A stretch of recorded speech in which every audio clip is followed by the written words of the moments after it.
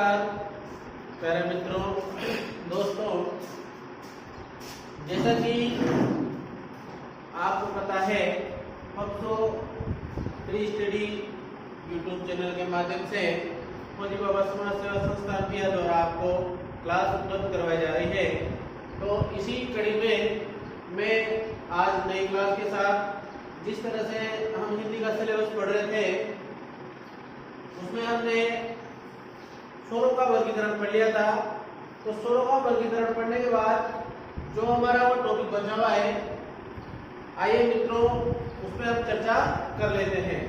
तो हम वर्ण विचार पढ़ रहे थे। वर्ण विचार में स्वर और व्यंजन दोनों का वर्गीकरण हमें पढ़ना है, जिसमें हमने स्वरों का वर्गीकरण पूरा पढ़ लिया था। अब आज अपन पढ़ेंगे व्यंजनों का वर्गीकरण।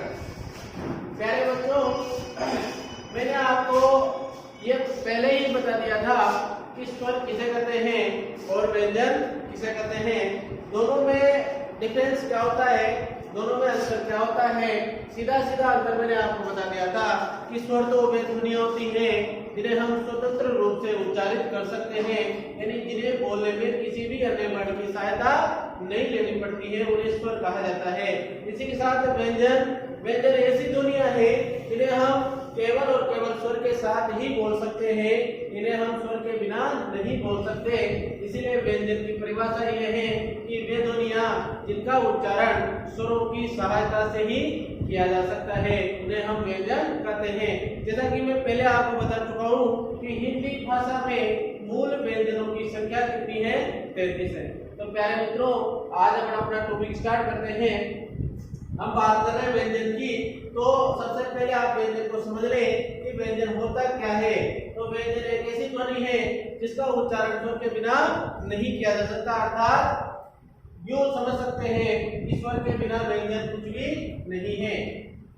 अर्थात अगर उच्चारण की बात करें तो जैसे अपन एक एग्जांपल बात करते हैं, उदाहरण तौर पे बात करते हैं, जैसे ये क है, ये ग है, ये च है, यह है।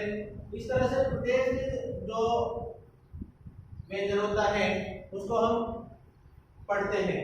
अब जिस प्रकार से हम उसको पढ़ते हैं, तो जैसे अपन बोलते हैं क, जैसे क उच्चारित करते हैं तो क के साथ में अपन को लास्ट में अ की ध्वनि निकलती है। आप के क को अ के बिना नहीं बोल सकते, बोल के देख ले, प्रयास करें, नहीं बोला जा सकता। इसी प्रकार से ये ग है। अब ग में भी किसकी आवाज निकलती है? ग की आवाज निकलती है। ये च है, तो इसमें भी यहाँ पर अ की आवाज निकलती है। और यह ह है, इसमें से भी यहाँ पर अ की आवाज निकलती है। इसी प्रकार से अगर व्यंजनों को मात्राओं से भी मिला दिया जाए, जैसे मान लो क को अपन कु कर दे या क को अपन की कर दे, तो यहाँ पर भी इसका जब डिवाइडेशन करेंगे तो अपन क में किसकी मात्रा जुड़ी हुई है? छोटे ऊ की मात्रा जुड़ी हुई है। तो यहाँ पर भी हमको स्वर नजर आ रहा है। किसी भी परिस्थिति में हम ये नहीं कह सकते कि स्वर के बिना व्यंजन बोला जा सकता है, बिल्कुल भी नहीं बोला जा सकता। अर्थात परिभाषा सटीक कह रही है कि वे ध्वनियां जो स्वरों के बिना उच्चारित नहीं की जा सकती, उन्हें अपन बोलेंगे व्यंजन। अब क्या है मित्रों, एक तरह से एक चीज समझ में आ गई अपने कि भाई दो व्यंजन ध्वनियां हैं, उनका उच्चारण नहीं कर सकते हम। तो यहाँ पर हम एक लाइन लिख सकते हैं,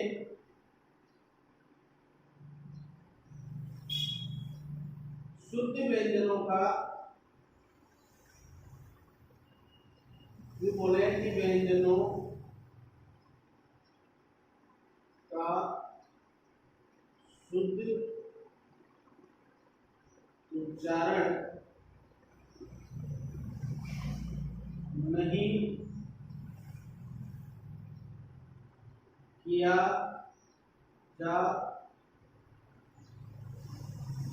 सकता है। व्यंजनों में, मूल व्यंजनों में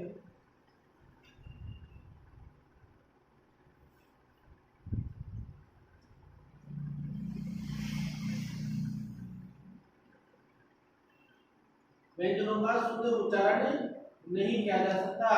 और मूल व्यंजनों में हलंत जिस तरह से अपन ये लगाते हैं, ये लगा होता है।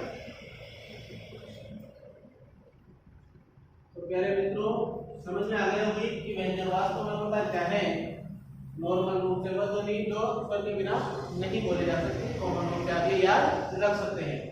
इसके बाद में अगर अपन बात करें, इसकी परिभाषा अपन ने कर ली, अब अपन बात करते हैं व्यंजन के प्रकार की। प्यारे मित्रों, जिस प्रकार से मैंने उस दिन आपको क्लास में बताया था कि स्वर कितने प्रकार के होते हैं, उसी प्रकार से यहाँ पर व्यंजनों की बात करें तो व्यंजन को भी दो आधारों में बांटा गया है। कितने आधारों में? व्यंजनों का वर्गीकरण दो आधारों पर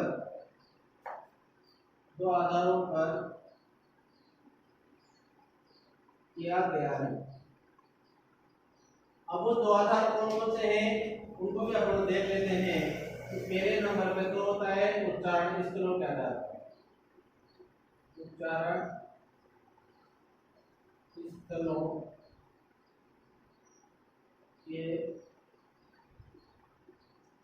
आधार पर। दूसरा होता है प्रयत्न के आधार पर।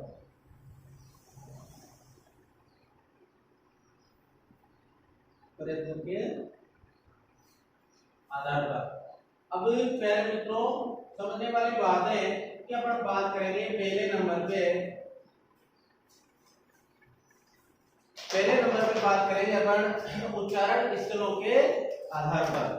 तो प्यारे बच्चों, हम उच्चारण स्थलों की बात करेंगे तो उच्चारण स्थल के आधार पर व्यंजनों का वर्गीकरण। तो यहाँ पर देखो, अपन टॉपिक डाल लेते हैं कि उच्चारण स्थलों के आधार पर व्यंजनों का वर्गीकरण। तो यहाँ पर अपन इसको इस तरह से देखें कौन कौन सा वर्गीकरण है। तो मूल रूप से इसके 7 प्रकार माने गए हैं। अब वो 7 प्रकार कौन कौन से हैं देखो, अपन बात कर लेते हैं। पहले उच्चारण स्तर की बात करें तो ये 1 2 3 4 5 6 7। तो इस तरह से अपन यहाँ पर इनकी चर्चा करने का प्रयास करेंगे। तो यहाँ पर देखो प्यारे बच्चों कि कंठ, तालु,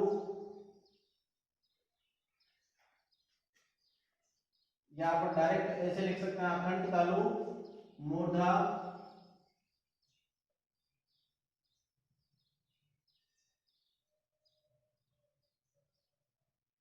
दंत,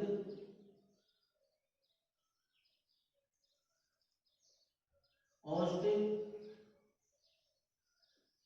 कटवे, तलवे, मूर्धन्य, दंते, ओष्ठे। और इस प्रकार अपन बात कर रहे हैं कि जो वर्ण होते हैं वह दंतोष्ठ और होते हैं वत्सरीय।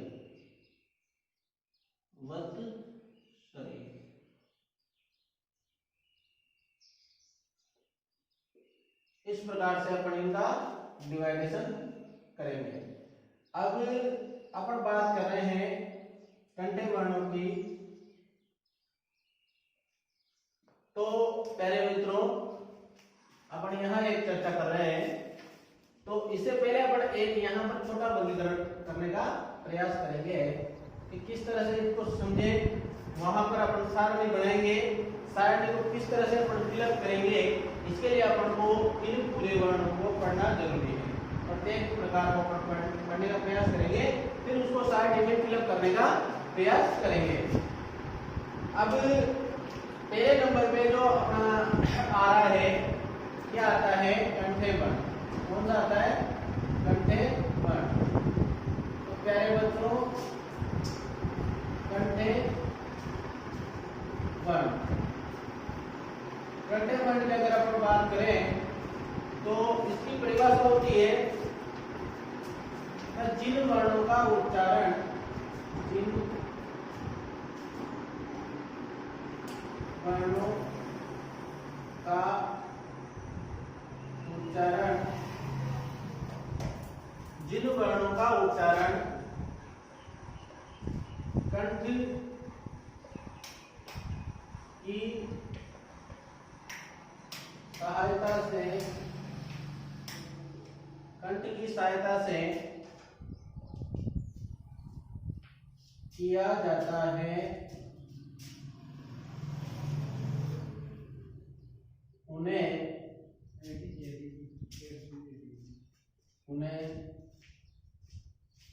कंठे वर्ण कहते हैं। अब जैसे इसका सूत्र अपन याद रखते हैं, तो इसका सूत्र होता है प्यारे बच्चों, ध्यान रखना, अकुह विसर्जनीय नाम,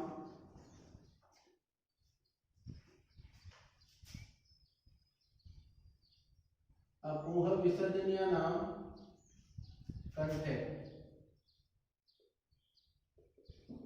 इस तरह से ये इसका सूत्र होता है और इससे हम इनको याद रख सकते हैं। तो यहाँ पर आपको किस तरह से निकालना है, देखो इसको समझेंगे अपन कि अ से तो निकल रहा है अ और आ, ठीक है। इसके बाद क से निकल रहा है पूरा क वर्ग, क वर्ग। इसके बाद इससे निकल रहा है ह, और विसर्ग से निकल रहा है विसर्ग। विसर्ग को संस्कृत में अपन ह बोलते हैं। अब अपन बात कर रहे हैं कि यहाँ से अपन क वर्ग को निकाल रहे हैं, तो क वर्ग में कौन कौन आता है, इसको भी समझ ले आप कि एक तो क में ख, क, ख, ग, घ, ङ। इस प्रकार से अपन बात करें, इस प्रकार से हमारे पास जो वर्ण है वो आ जाते हैं। स्वर में तो कंठे वर्ण आ जाते हैं अपने पास अ, आ, और इसके बाद व्यंजनों में देखो ये और ये इस प्रकार से हमारे पास व्यंजन आ जाते हैं। अपन बात करें आगे तालव्य वर्णों की, तो तालव्य वर्णों की परिभाषा देखते हैं अपने यहाँ पर, तो जिन वर्णों का उच्चारण, जिन वर्णों का उच्चारण तालु, तालु की सहायता, तालु की सहायता से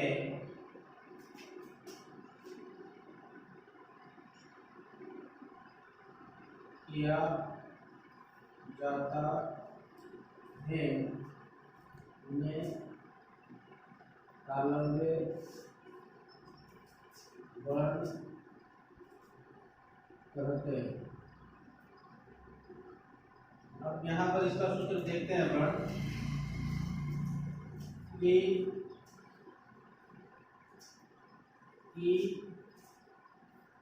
चू जैसा नाम यशा नाम तालव्य, यशा नाम तालव्य। तो यहाँ पर देखो प्यारे बच्चों कि अपन किस प्रकार से इनका निर्धारण करेंगे, तो वह है एक तो ई,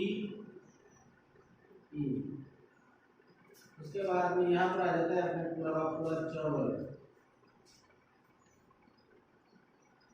चौवर्ग के बाद में यहाँ आ जाता है यहाँ आ जाता है श। तो यहाँ पर जो चौवर्ग है इसमें देखो च, च, ज, ज और इया, इस प्रकार से ये इस वर्ग में आ जाते हैं। अब अगर बात करें आगे, तो आगे तीसरे नंबर का जो टाइप था अपना वो था मूर्धा। तो इनको बोलते हैं मूर्धन्य वर्ण। तो यहाँ पर तीसरे नंबर पे चलेंगे मूर्धन्य वर्ण।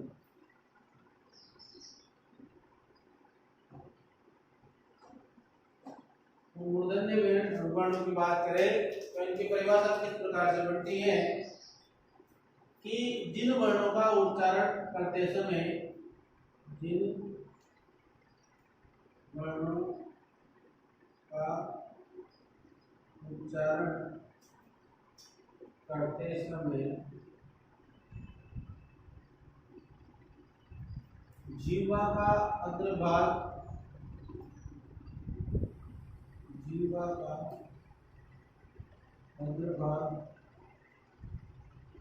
मूर्धा को स्पर्श करता है, स्पर्श करता है, मूर्धन्य वर्ण कहलाता है, मूर्धन्य वर्ण कहलाता है।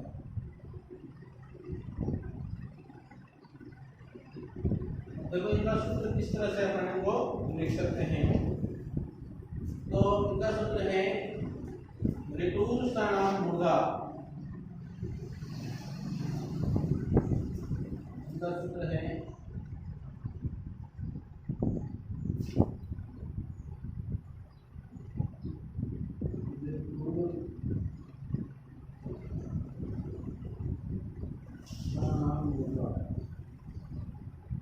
इस तरह से इनका सूत्र है।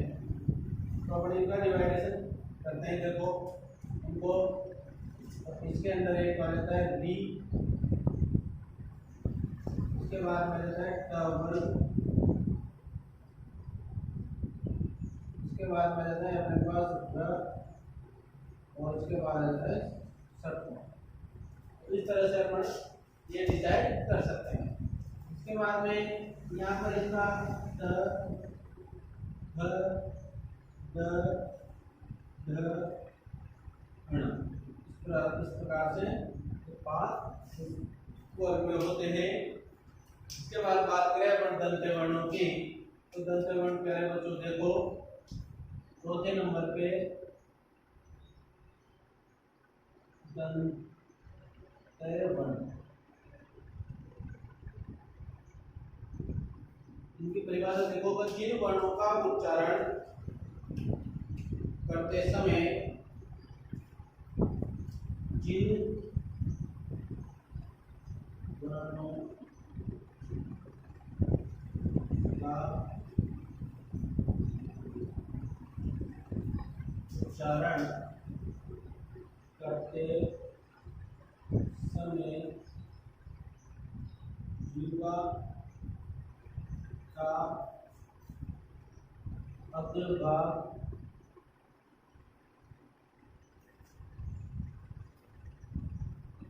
तालु प्लस दंत को स्पर्श करता है, स्पर्श करता है में दंत्य वर्ण कहते हैं। अर्थात जिन वर्णों का उच्चारण करते समय जीवा का अग्रभाग तालु वर्ण दंत दोनों भागों को स्पर्श करेगा वही द्वितीय वर्ण कहलाते हैं। जैसे देखो अपन बात करें सूत्र की, तो यहाँ पर अपने पास सूत्र आ जाता है विभक्तुल का नाम, विभक्तुल का नाम दंत्य। इसको किस प्रकार से अपन निकाल सकते हैं, देखो इसमें आ जाता है यहाँ पर वर्ग, ये वापस ये आ जाता है सब। यहाँ पर कौन कौन से वर्ण आते हैं, देखो एक तो त, थ,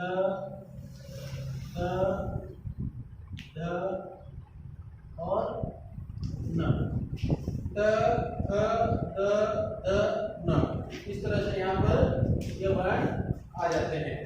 अब अपन एक बार प्रयास करेंगे कि जिस तरह से अपन ये सारणी बनाई है, तो इस सारणी में इसको सेट करने का प्रयास करेंगे अपन।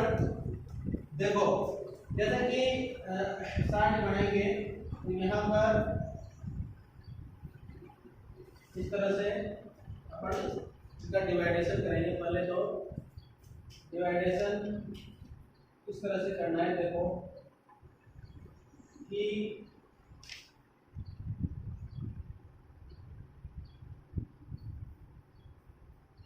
इस तरह से अपन इनका डिवाइडेशन करेंगे।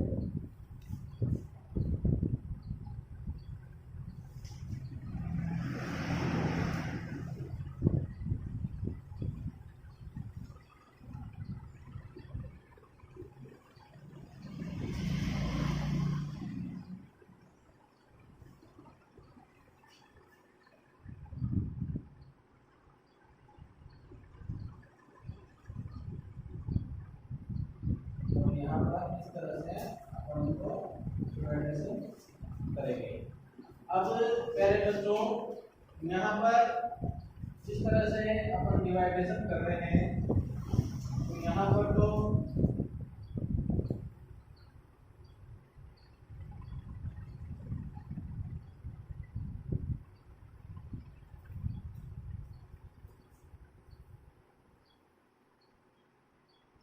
अपन बात करेंगे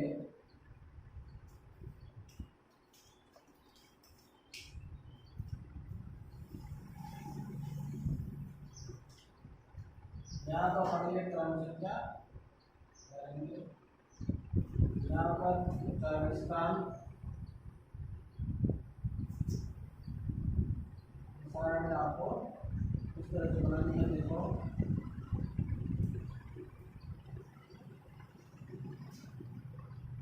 इसके उच्चारण के बाद यहाँ पर एक स्वर और यहाँ पर स्पर्श व्यंजन होगा।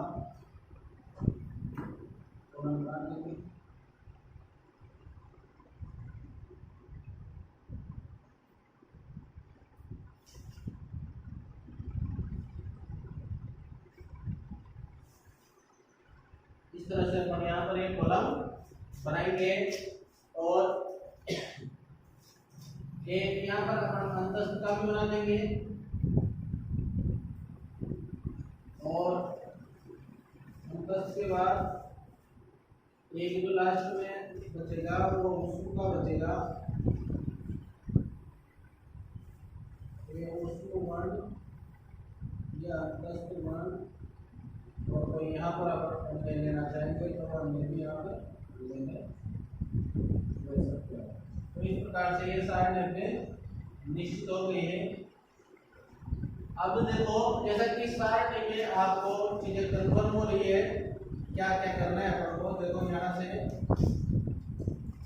अपन बात कर रहे हैं पहले नंबर पे कंठ से उच्चारित होने वाले शब्दों की, वर्णों की।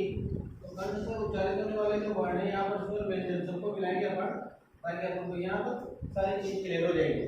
यहाँ पर अपन बात करें कंठे वर्णों की, तो कंठे वर्ण में देखो स्वर कौन कौन सा आ रहा है, क आ, और व्यंजन कौन सा आ रहा है, क वर्ग, और यह कौन सा आ रहा है, विसर्ग।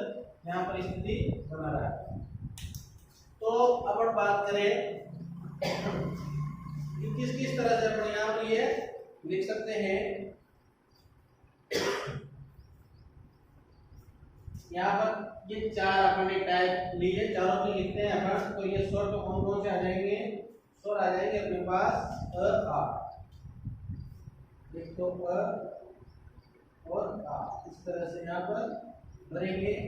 स्पर्श में जितने वर्ग देखो ये क वर्ग आता है, तो ये पूरा क वर्ग क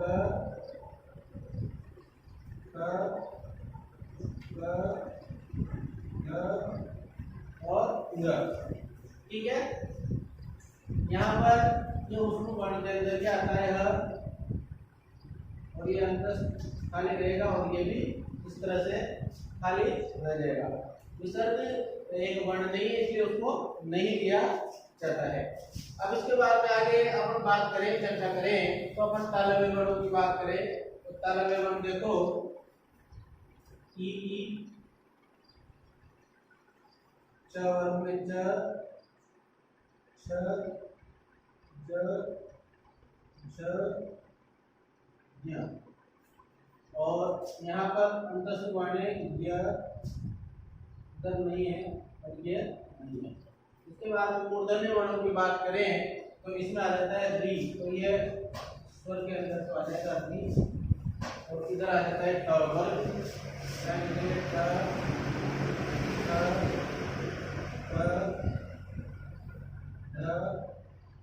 और अणा। इसके बाद में आगे चले, यहाँ पर श आता है, तो ये उपसर्ग वर्णों का ये श अपने यहाँ पर लिख दिया, और यहाँ पर ये श भी आता है। ठीक है, उपसर्ग वर्णों के अंदर। अब उसके बाद अपन बात करें, मूर्धन्य हो गए, तालव्य हो गए, कंठे हो गए, अब अपने पास बच जाते हैं दंते वर्ण। तो ये तो संस्कृत में आता है प्यारे बच्चों, ये जो है ये अपन को लेने हैं। तो यहाँ पर एक छूट गया अपने हाथ से ये, तो दूसरा नाम में र, ये र। अब इसके बाद में दंते की बात करें तो दंते में पूरा इधर स्वर नहीं है, स्वर नहीं है तो हटा दो, त थ द ध न, और ये स्वर तो यहाँ आएगा और ये अंदर इस तरह से यहाँ पर आ जाएगा। अब क्योंकि अपन ने चार टाइप पढ़ी है, चारों टाइप आपको सारणी में कंप्लीट हो चुकी है। अपन इसके बाद में आगे चलते हैं। तो 5वें नंबर का बनाता है ओष्ठ्य वर्ण। यहाँ पर मैं इसको मिटा देता हूँ, फिर उसके बाद अपन आगे बढ़ेंगे।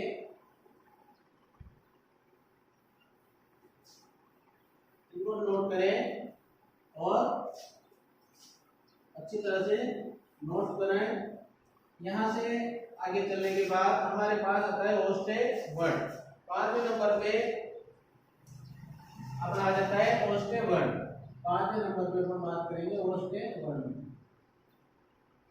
ओष्ठ्य वर्ण, इसकी परिभाषा की बात करें तो इसकी परिभाषा होती है प्यारे बच्चों, तो वे वर्ण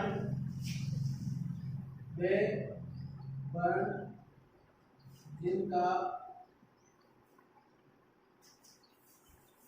उच्चारण करते समय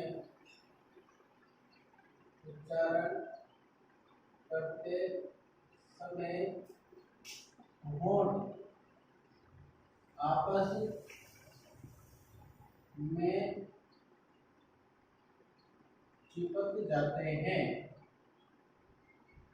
ओष्ठ्य वर्ण कहलाते हैं। ओष्ठ्य वर्ण कहलाते हैं। इस प्रकार से इसकी परिभाषा क्या हो गई? होंठ आपस में चिपक जाते हैं, वही ओष्ठ्य वर्ण कहलाते हैं, जिसका उच्चारण करते टाइम पे होंठ आपस में चिपक जाते हैं। तो अब इसके सूत्र की बात करें तो यहाँ पर उपपद्य नाम ओष्ठा, क्या बोल सकते हैं ओष्ठ्य। यहाँ पर इनको किस तरह से अपन डिवाइड करें कि यहाँ पर आ जाता है उ आ जाता है वर्ग,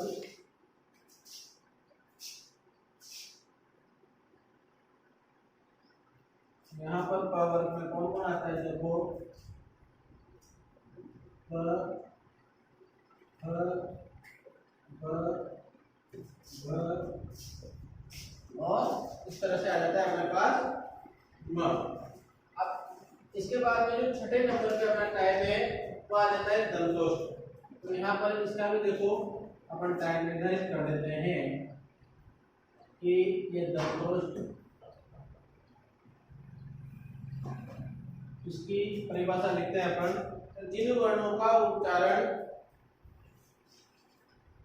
करते समय या यूं बोल सकते हैं, जिन वर्णों का उच्चारण दांत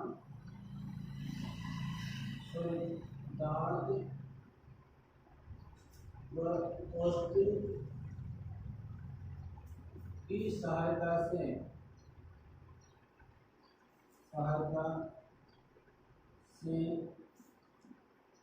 किया जाता है, दंतोष्ठ वर्ण कहलाते हैं।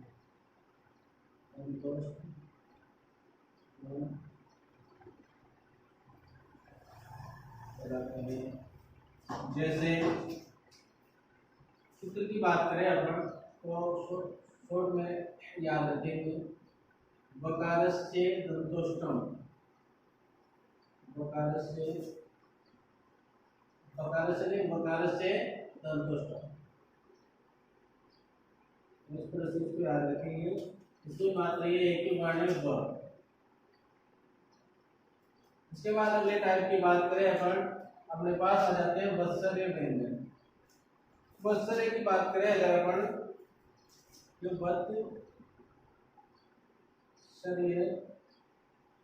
वत्सर्य में अगर अपन बात करें तो वे ध्वनियां जिनका उच्चारण करते समय जीवा कोशलों से दर्शित होती हैं कि जिन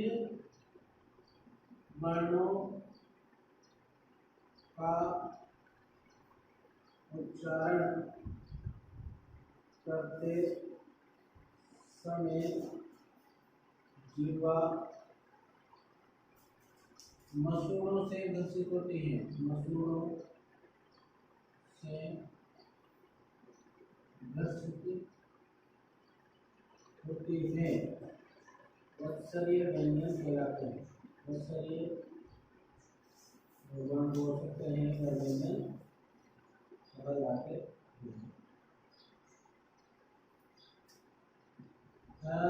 अब इसकी याद करने का छोटा सा इसका सूत्र है, जन सरल, या फिर हम इसको बोलते हैं सरल जन, सरल जन। यहाँ से हम इसको इस तरह से ही केवल नाम से ही याद रखेंगे, ये वर्णों को जैसे स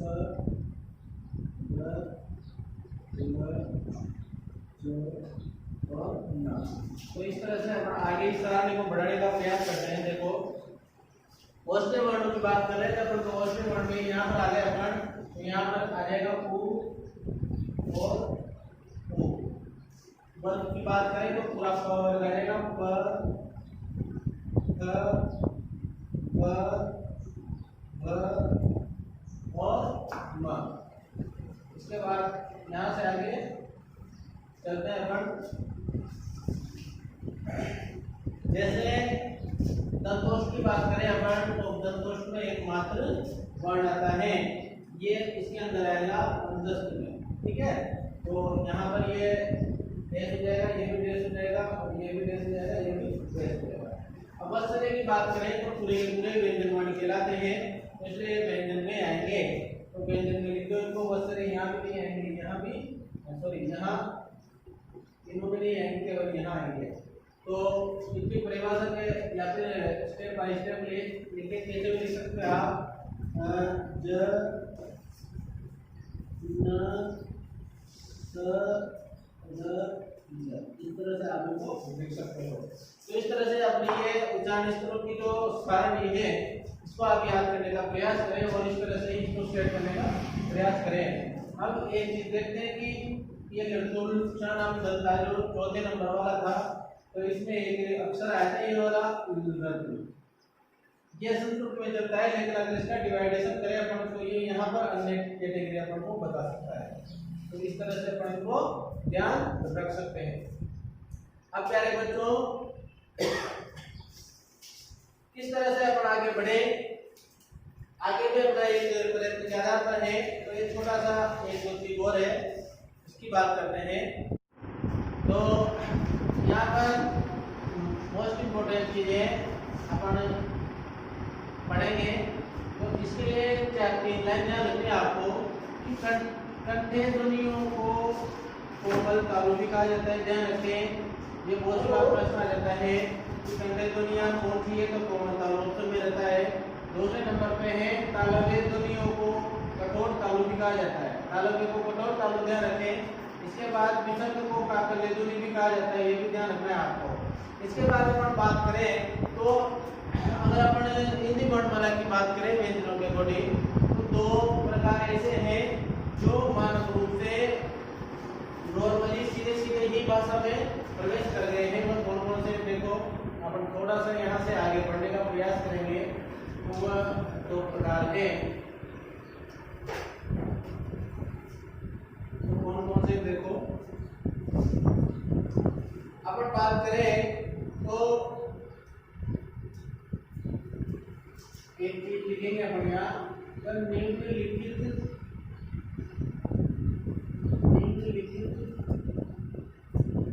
वर्गीकरण में निम्न 4 स्वरों का समावेश हो गया है, जो निम्न प्रकार से है, जो निम्न प्रकार है।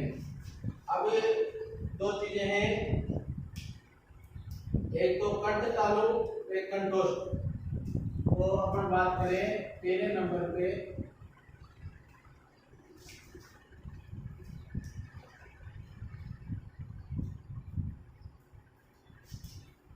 हम बात करें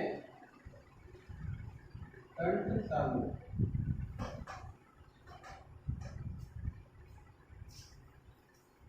कंठ तालु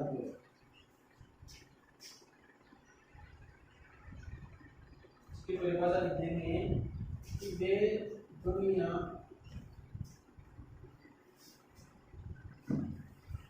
जिनका उच्चारण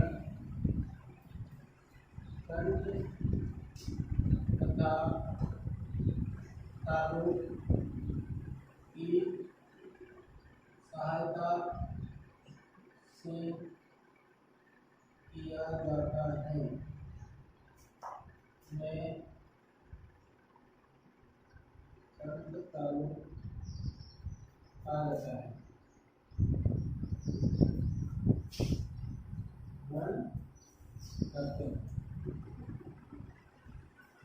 देखो इसका इस प्रकार से ध्यान रखेंगे, तो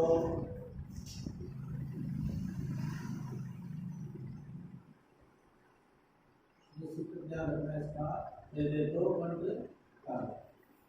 तो ये कौन कौन से हैं,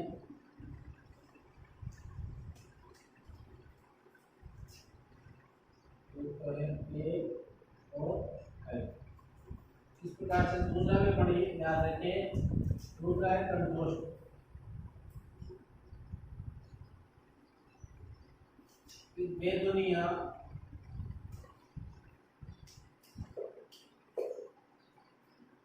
वे ध्वनियां जिनका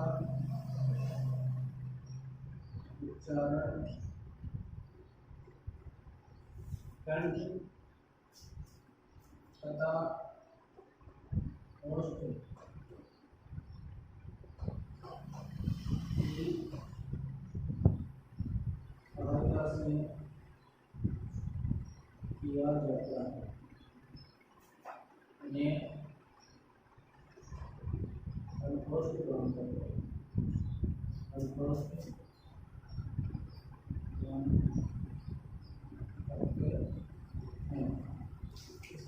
बात करें अगर अपन, तो ये इसका सूत्र है O दो तो कंट्रोल।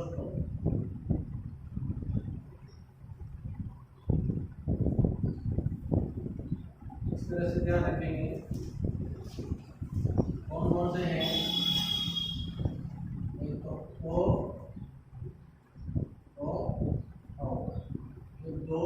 ये दो चार का समावेश इस तरह से इसमें कर लिया गया है। अब इसके बाद में ये अपना पहला पूरा हुआ व्यंजनों का आधार। दूसरे आधार की बात करेंगे। हाँ, तो अपन आगे बढ़ते हैं प्यारे बच्चों। किस प्रकार से अपन प्रयत्न के आधार पर इनका व्यंजनों का वर्गीकरण कर सकते हैं, इनका डिवाइडेशन कर सकते हैं। तो यहाँ पर देखो, आपको प्रयत्न के आधार पर जो वर्गीकरण दिया गया है वो स्पष्ट रूप से दिखाई दे रहा होगा। मैंने यहाँ पे लिखा है कि प्रयत्न के आधार पर व्यंजनों को दो भागों में बांटा गया है। प्रयत्न किस किस प्रकार का हो सकता है? तो प्रयत्न दो प्रकार का हो सकता है। एक होता है आभ्यंतर प्रयत्न और दूसरा होता है बाह्य प्रयत्न। आभ्यंतर मतलब जो अंदर से महसूस किया जाता है, बाह्य जो बाहरी हाव से दर्शाया जाता है। तो अपन बात करें अगर आभ्यंतर प्रयत्न की, तो आभ्यंतर प्रयत्न 8 प्रकार का माना गया है। 8 प्रकार के जो वर्ण है उनको अपन आभ्यंतर प्रयत्नों के द्वारा उच्चारित करते हैं। तो वो कौन कौन से देखो, एक तो पहले नंबर पे है स्पर्श व्यंजन। पहले नंबर पे कौन सा देता है? स्पर्श व्यंजन। दूसरे नंबर पे संघर्षी या पुष्प व्यंजन। तीसरे नंबर पे स्पर्श संघर्षी व्यंजन। चौथे नंबर पे संघर्षहीन या अर्धस्वर आप बोल सकते हो। इसके बाद पांचवें नंबर पे क्षिप्त ताड़नजात या द्विगुणी। इसके बाद छठे नंबर पे नासिक के व्यंजन और सातवें नंबर पे पार्श्विक व्यंजन और आठवें नंबर पे लुंठित या प्रकंपित व्यंजन इनको बोला जाता है। इस प्रकार से 8 प्रयत्न हैं। अब अपन बात करें बाह्य प्रयत्न की, तो बाह्य प्रयत्न दो प्रकार से डिवाइड किए गए हैं। तो कौन कौन से? एक तो प्राणवायु के आधार पर, एक तंत्र के आधार पर। प्राणवायु का मतलब कि उसको अपन जब बोलते हैं तो कितना अपन को उसमें प्रेशर देना पड़ता है, तो वही प्राणवायु है। अधिक प्राणवायु कम प्राणवायु की बात करें तो जो इनका डिवाइडेशन है प्राणवायु के आधार पर भी दो प्रकार से दिया।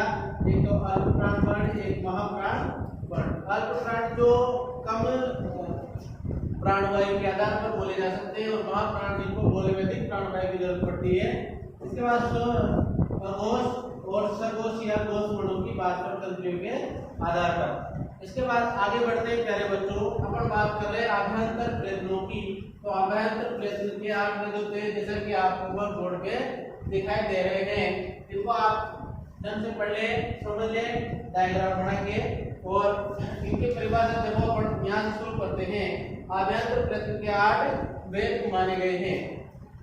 अब अपन पहले नंबर पे चलते हैं। तो अपना जो पहला नंबर है वह है स्पर्श व्यंजनों का। तो पहले नंबर पे चलते हैं अपन स्पर्श व्यंजन। ये स्पर्श व्यंजन। अपन बात करें स्पर्श व्यंजनों की, तो स्पर्श व्यंजनों में परिभाषा लिखते हैं अपन वर्गों के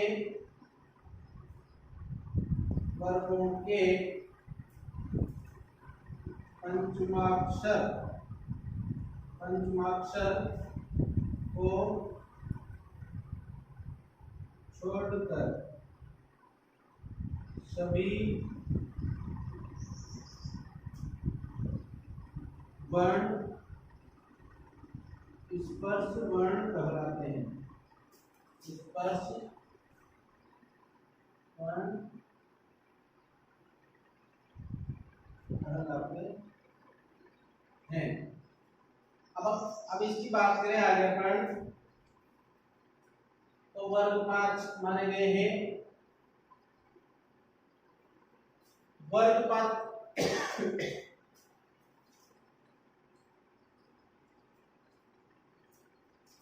इसके बाद इसमें आते हैं एक तो क वर्ग, इसमें आता है क, ग और घ। दूसरे नंबर पे आता है च वर्ग, च, छ, ज और झ। ये होता है त वर्ग, त, थ, ज और ध। ये होता है प वर्ग, प, थ, भ, भ। तो इस तरह से यहाँ पर 8 वर्ण तो ये होते हैं और 8 वर्ण ही ये होते हैं। तो यहाँ पर एक चीज है, तो कुल स्पर्श हो जाते हैं, कुल स्पर्श वर्ण बराबर कितने हो जाते हैं 16। तो कुल स्पर्श वर्णों की संख्या कितनी हो जाती है अपने पास हो जाती है 16। इसके बाद में अपन बात करें तो इनका उच्चारण इस प्रकार से कहें तो उच्चारण कर रहे हैं अपन। इनको उच्चारित करते समय इनको उच्चारण में यहां लिख देते हैं अपन, इनका उच्चारण करते समय वायु किसी न किसी मुख अवयव से बाहर निकल जाती है।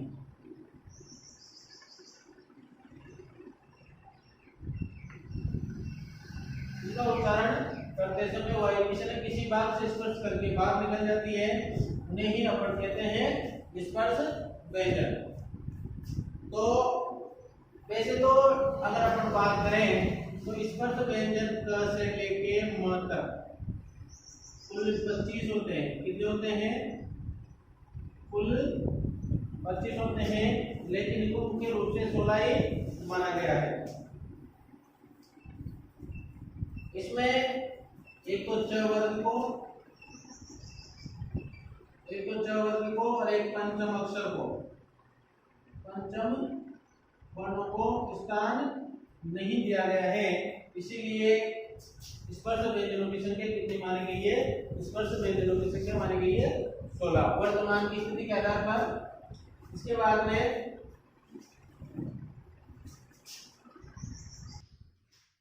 स्पर्श व्यंजनों में अपन बात कर रहे थे कि ट वर्ग, इसमें स्थान नहीं दिया गया, इसका ध्यान रखें ट वर्ग। इसके बाद में जो अपना आता है स्पर्श संघर्षी व्यंजन, तो इसको इसके बारे में अपन बात करते हैं।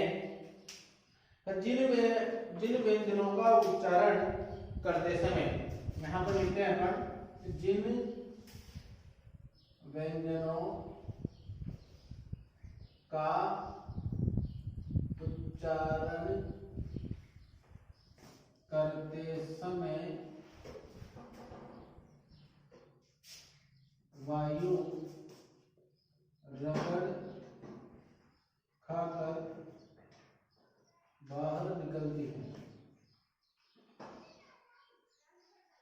अर्थात गर्म होकर बाहर निकलती है, उन्हें अपन कहते हैं संघर्षी व्यंजन। इनको अपन उसमें व्यंजन भी कहते हैं। तो वह कौन कौन से देखो, एक तो स, स और ह, इस प्रकार से 4 वर्ण संघर्षी वर्ण है।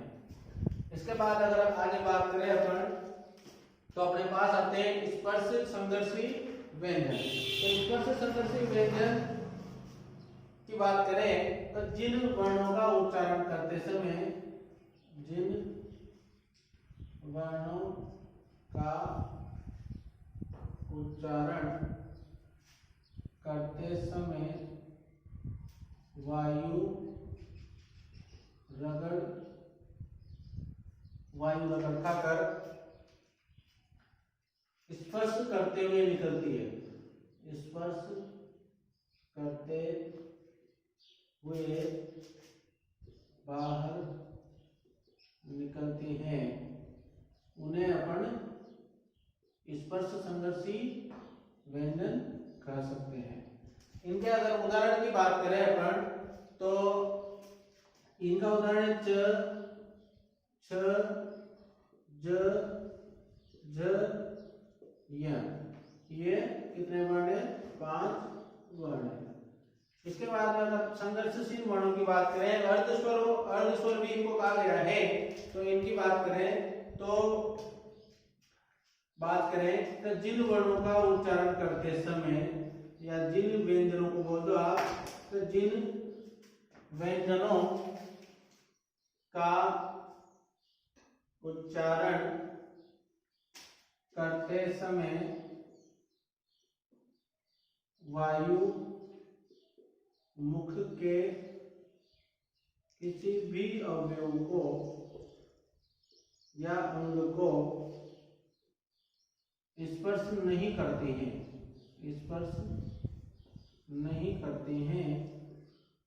उन्हें ही अपन संघर्षहीन या अर्धस्वर भी कहते हैं।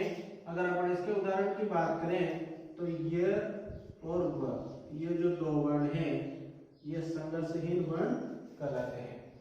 इसके बाद में अपन बात कर रहे हैं उक्षिप्त वर्णों की। तो उक्षिप्त वर्णों में अपन बात करते हैं कि जिन व्यंजनों का उच्चारण करते समय, देखो यहाँ पर, जिन वर्णों का उच्चारण करते समय जीवा, जिन वर्णों का उच्चारण करते समय जीवा मूर्धा को स्पर्श करते हुए, मूर्धा को स्पर्श करते हुए झटके से नीचे आती हैं, नीचे आ जाती हैं, उन्हें अपन बोलते हैं उक्षिप्त वर्ण।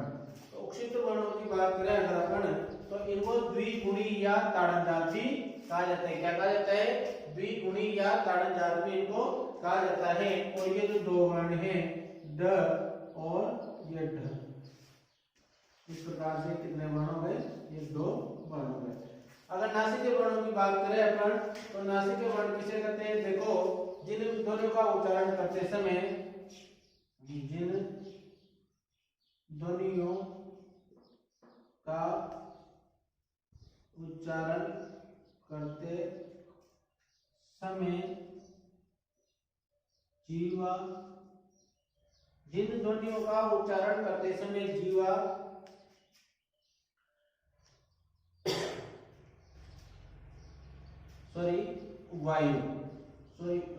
जिन ध्वनियों का उच्चारण करते समय वायु नासिका मार्ग से बाहर निकलती है, नासिका मार्ग से बाहर निकलती है, नासिका मार्ग से, जिन ध्वनियों का उच्चारण करते समय वायु नासिका मार्ग से बाहर निकलती है वह नासिक के वर्ण कहलाते हैं। जैसे उदाहरण की बात करें अगर अपन, त्वंग, अण, य, ये न और म, इस प्रकार से 5 जो पंचम वर्ण है, ये पर वर्ण कौन से? नासिक के वर्ण कहलाते हैं। तो प्यारे बच्चों, यहाँ पर देखो अपन ने 5 टाइप में 6 टाइप पढ़ी इसकी।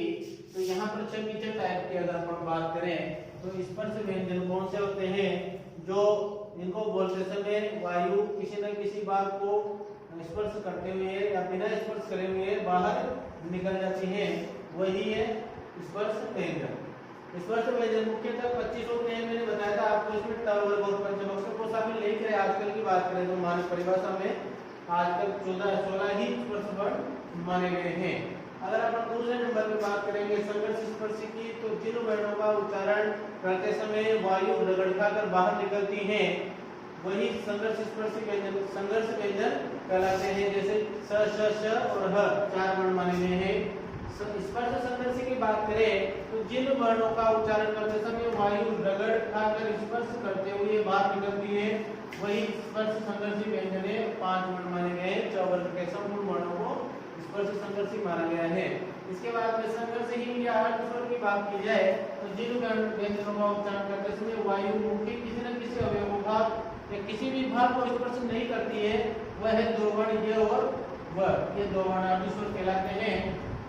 इसके बाद में सिद्ध ताड़न जाप देवों की बात करें तो जिन वर्णों का उच्चारण करते समय जीवा मूर्धा को स्पर्श करते हुए झंडी के साथ नीचे आती है, उन्हें अपन ड और ढ इस प्रकार से बोलते हैं। तो ये दो वर्ण क्षिप्त ताड़न जात या द्विगुणी माने गए हैं, इनको अन्य नामों से भी जाना जाता है, ध्यान रखना।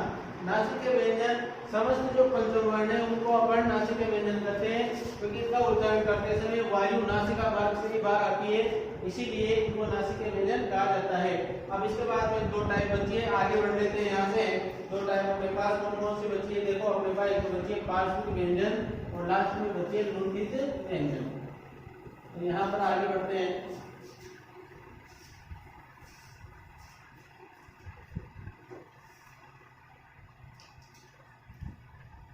एक तो पार्श्विक व्यंजन 7वें नंबर पे,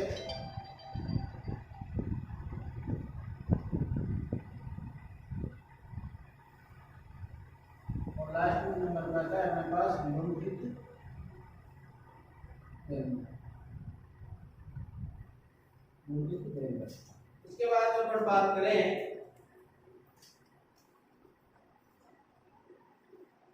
जिस ध्वनि का उच्चारण करते समय, क्या लिखेंगे, जिस ध्वनि का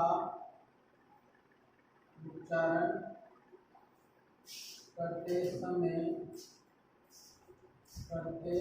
समय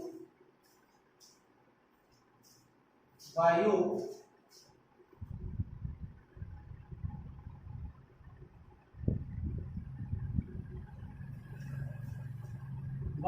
के मार्ग में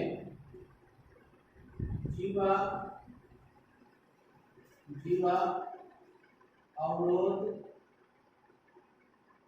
बनकर खड़ी हो जाती है, उन्हें पार्श्विक व्यंजन कहते हैं। उन्हें पार्श्विक वर्ण कहते हैं। इनका अपन किस तरह से याद रख सकते हैं, ठीक है। तो लड्डू पास में है,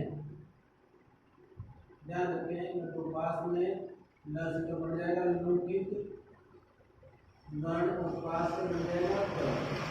यहाँ पर वर्ण कौन सा है, क। इसके बाद में लास्ट नंबर पे अपन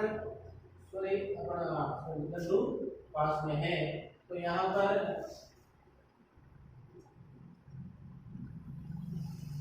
ल वर्ण और पा से बन जाएगा पार्श्विक। हम बात कर रहे हैं पार्श्विक की, थोड़ा इसको सही कर लेना, पार्श्विक वर्ण ल, ठीक है। अब इसके बाद हम बात करेंगे लुंठित की। लड्डू पास में है तो ल से तो लड्डू से तो ल बन जाएगा, पास से पार्श्विक वर्ण बन जाएगा, ये आपको ध्यान रखना है। इसके बाद में अगर अपन आगे बात करें तो लुंठित वर्ण जिन वर्णों का उच्चारण करते समय, जिन व्यंजनों का उच्चारण करते समय जीवा बेलनाकार रूप धारण कर लेती है।